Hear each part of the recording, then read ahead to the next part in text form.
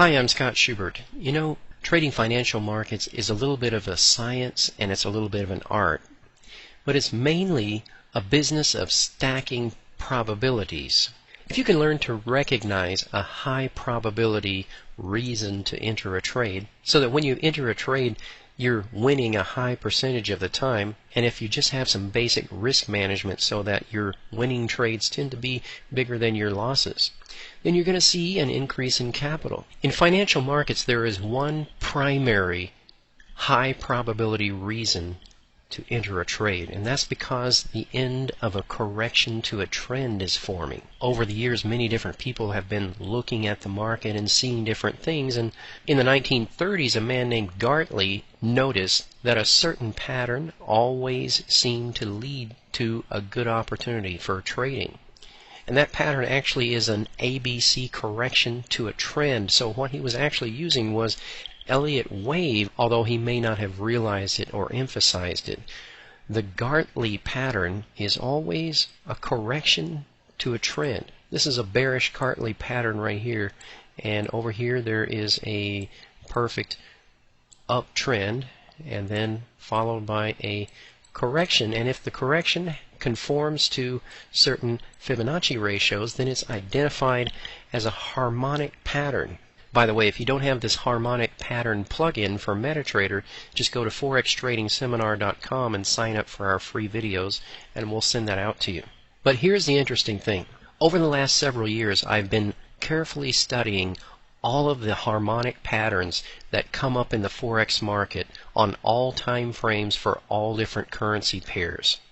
And what I found is that in our trading community, we have identified these points as entries for a trade every time without using the harmonic pattern, because it's always an identifiable end of a correction to a trend. If you know how to employ our system to identify the end of a trend and identify the end of a correction, then you're going to get into these trades every time, whether or not you have this plug-in on your charts that's identifying this as a harmonic pattern. However, I still love to use this harmonic plug-in for MetaTrader because it identifies these patterns for you and shows you automatically that these are the patterns that stand out as having the high probability Fibonacci ratios, known as one of the cataloged harmonic patterns. Here's the Canadian yen daily, which is very interesting that I often look at the Canadian yen not to trade it, but I look at it because it often has very clear patterns, and their patterns seem to conform to the harmonic ratios as well. I use it as a guide to help me to enter trades on other yen pairs and other correlated pairs. And right here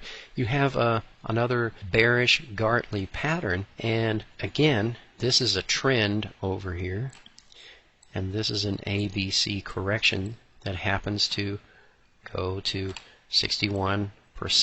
And every time there's a correction to a trend, that it may or may not end up at 61 or 78% Fibonacci ratio, but yet we'll still be able to identify it with or without this harmonic tool on there. On the very same pair, on a shorter time frame, on the 30-minute time frame, another harmonic pattern, this time a bearish bat, appeared on here.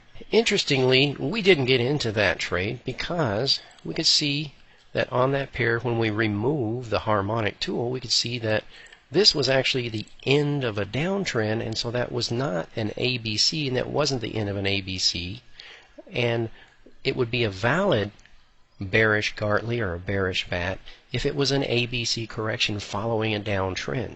And this is why I'm trying to explain to many harmonic trading enthusiasts that what we're doing here is actually far beyond simply using the harmonic patterns in the way that they have been studied and cataloged. Here's a pattern on the pound Aussie on the 1 hour time frame. We're able to identify this is a trend over here, that this is a correction, and we're able to identify that this was the end of a correction and an entry for a trade. And as you can see, the market shot up from that point, but what's interesting is that we were able to identify that it was also an entry at that very same point on the Euro Aussie, which didn't have a harmonic pattern in there. You see, the Euro Aussie didn't have a pattern that conformed to the Fibonacci ratios of a harmonic pattern, but it still had the end of a correction.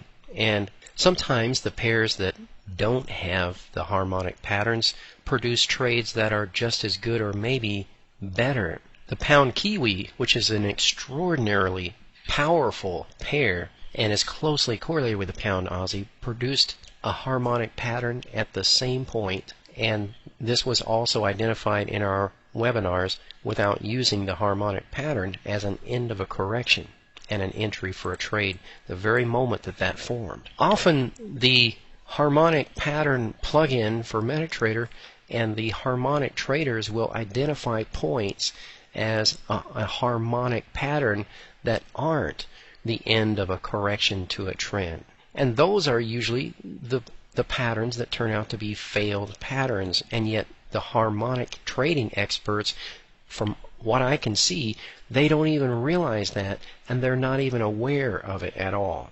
And what is typical, I've noticed, is that they tend to also not know how to identify the point that is the end of the correction and the beginning of the trend to enter the trade. They don't have an actual entry method that is clear for how to get into the trade, and then after getting into the trade they also don't seem to know how to identify the end of the trend. They're not even thinking about whether there's a trend or how to identify the end of a trend after entering the trade, and yet in our community at the end of a correction they will enter a trade and then remain in the trade for the maximum amount of profit and exit at the end of the trend. Traders have all kinds of random, arbitrary take-profit strategies to take profit at a certain target 1 and target 2, but very few people in the entire world seem to know how to exit at the end of the trend. This pattern was identified as a bearish butterfly pattern, and yet it's not following a downtrend. It doesn't occur